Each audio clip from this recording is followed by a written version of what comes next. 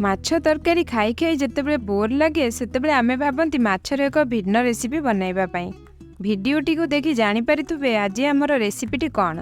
आज आमे माछर एक भजा बनैबा गाँ शैली रे सोरिष मसलार व्यवहार करिकी बनैबा, जहाँकि पखाल सहित आपण मानकु खाइबाकू बहुत भल लागिबो। नमस्कार, आहार मितकू आपण मानकु अनेक अनेक स्वागत। तेबे चलंतु स्टार्ट करिबा आजिरो रेसिपी। माछ भजा बनैबा पई मु एठारे रोही माछ नेइची। एठारे माछ को भल भाबरे धोई नेइची। तापरे एठारे 2 छोट चमच हळदी नै जाइची। लंका गुंड 1 चमच नै जाइची। राग जदि आपण अधिक खाउतिबे अधिक नै परिबे। 2 छोट चमच लूण नै जाइची।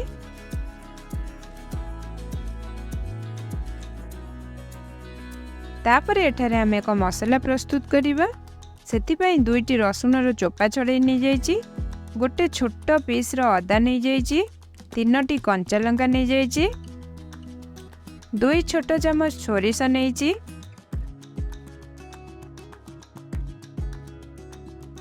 1 चमच जीरा, 2 छोट चमच धनिया आउ किछि पानी नै जाइची।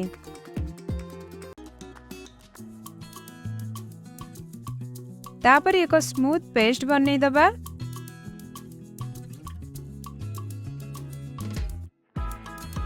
तापर आवश्यक अनुसार एही पेस्ट को माछरे ऐड करिबा। जेहेतु अधिक माछ अछि मु सबु मसला को ऐड करि देउची। तापर किछि काटी रखिथिबा धनिया पत्र को नबा। तापर कॉर्नफ्लोर नबा 2 चमच बा 3 चमच आपण एटारे ऐड करि परिबे।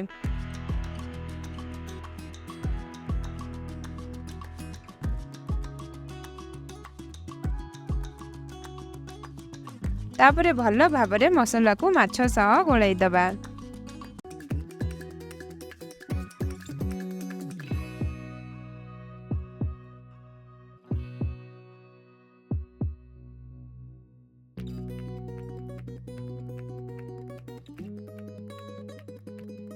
दस रु 15 मिनिट माछ को मैरिनेट करी रखिदबा।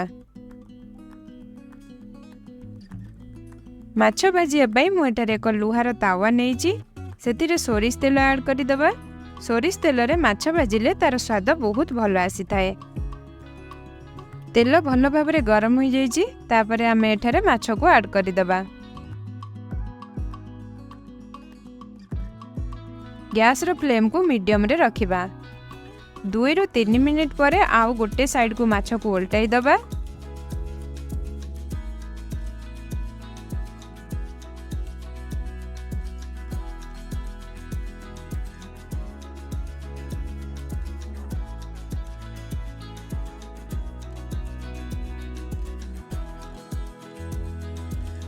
तापरे गोटे प्लेट रे काढी दबा।